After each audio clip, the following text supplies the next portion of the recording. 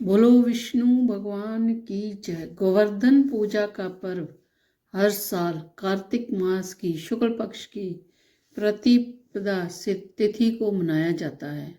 इस साल 2 नवंबर को गोवर्धन पूजा है।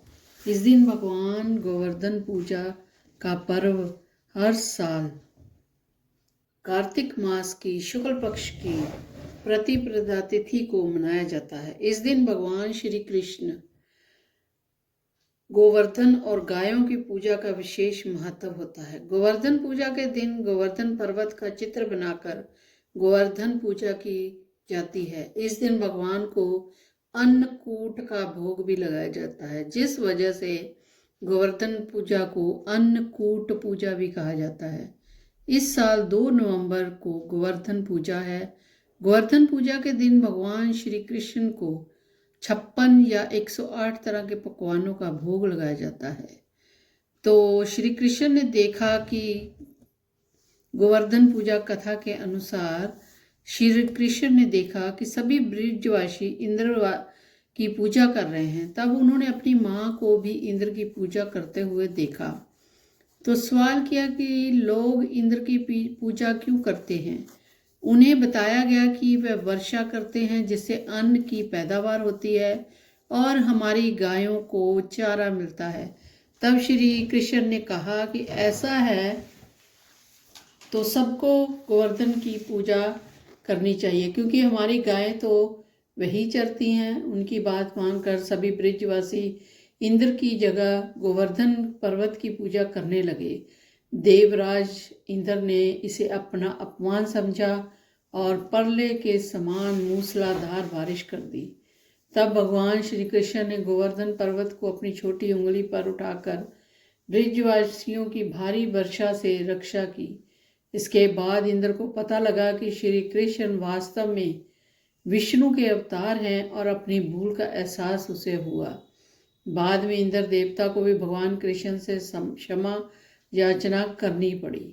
इंद्र देव की याचना पर भगवान कृष्ण ने गोवर्धन पर्वत को नीचे रखा और सभी ब्रिजवासियों से कहा कि वे हर साल गोवर्धन की पूजा पर अन्नकूट पर्व मनाएं।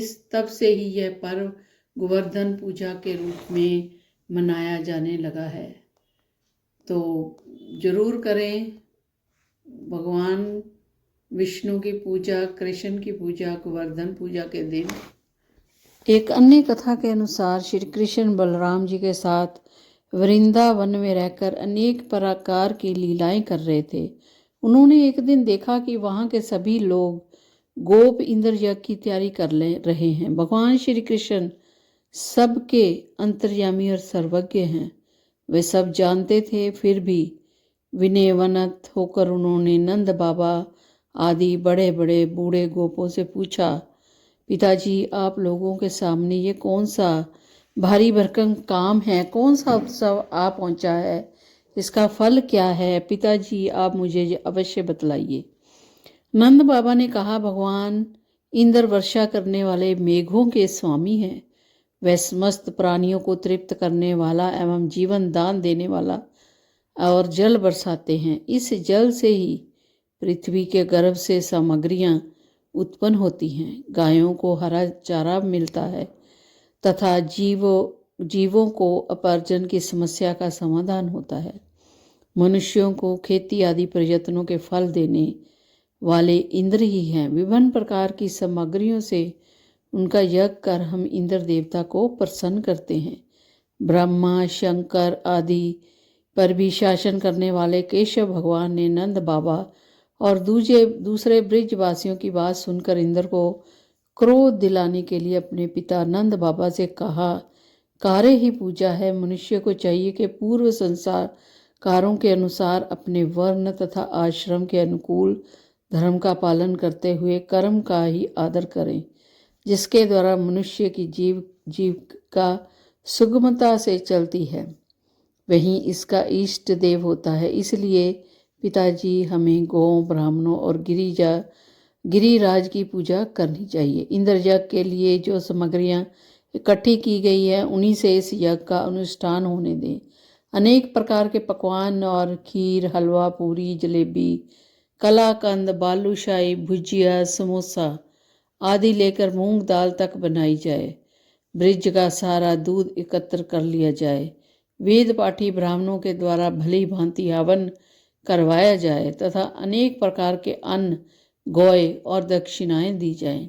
गायों को चारा दिया जाए और फिर गिरिराज को भोग लगाया जाए। इसके बाद खूब प्रसाद खाकर, सुंदर सुंदर वस्त्र पहनकर, गहनों से सजकर, चंदन लगाकर गौ, ब्राह्मण, अग्नि तथा गिरिराज गोवर्धन की परिदक्षिणा की जाए। पिताजी, मेरी तो यही संपत्ति है।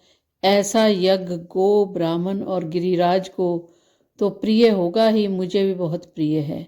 नंद बाबा और ब्रिजवासियों ने कहा कि बेटा, हमें तो इसमें कोई आपत्ति नहीं है, लेकिन इंद्र राज महाराज नाराज हो जाएंगे तो फिर इंद्र के कोप से हमारी रक्षा कौन करेगा? जो कुछ भी हम भोग लगा देंगे वह सब कुछ खाना होगा।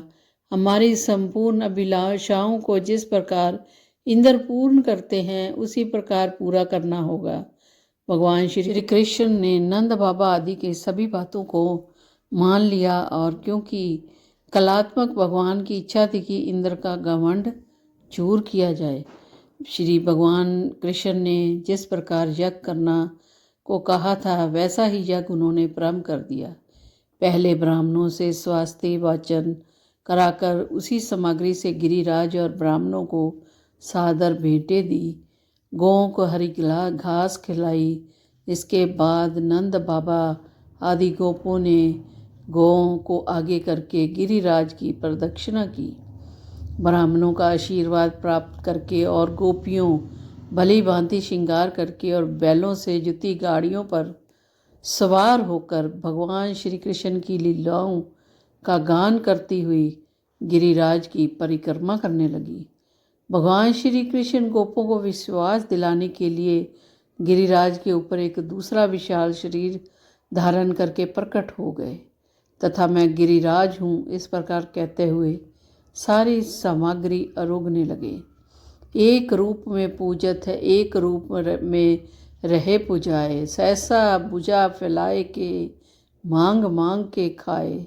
सभी जन गिरिजाराज बाबा का आशीर्वाद प्राप्त कर प्रसन्न चित्त हो रहे थे।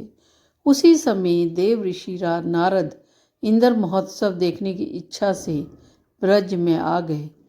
पूछने पर ब्रजवासियों ने बताया कि श्री कृष्ण की आज्ञा से इस वर्ष इंद्र महोत्सव समाप्त कर दिया गया है। इसके स्थान पर गोवर्धन पूजा की जा रही है। यह सुनते ही नारद उल्टे पांव इंद्रलोक गए तथा खिन्न मुख मुद्रा से बोले, हे राजन, तुम महलों में सुख की नींद की खुमारी ले रहे हो, उधर ब्रज मंडल में तुम्हारी पूजा समाप्त करके गोवर्धन पर्वत की पूजा हो रही है। इससे इंद्र ने अपनी हार मान कर समझकर मेघों को आज्ञा दी कि वे ब्रज में जाकर प्रलयकारी मूसलाधार वर्षा से पूरा गांव तहस नहस कर दे। पर्वताकार प्रलयकारी बादल ब्रज की ओर उमड़ पड़े। भयानक वर्षा देखकर ब्रजमंडल घबरा गया। सभी ब्रजवासियों ने श्री कृष्ण के शरण में जाकर बोले, भगवान इंद्र हमारी नगरी को डुबाना चाहता है, अब क्या किया जाए? श्री कृष्ण ने संतावना देते हुए कहा कि तुम लोग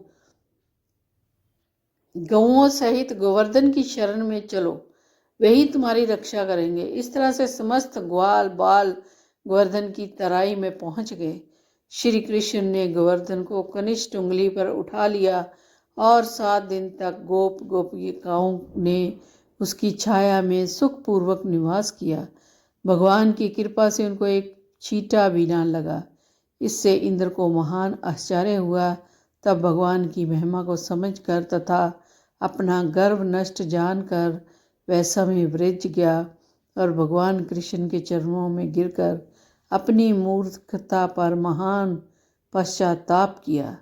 7वें दिन भगवान ने गोवर्धन को नीचे रख दिया और इसी भांति प्रति वर्ष गोवर्धन पूजा करके अन्नकूट उत्सव मनाने की आज्ञा दी।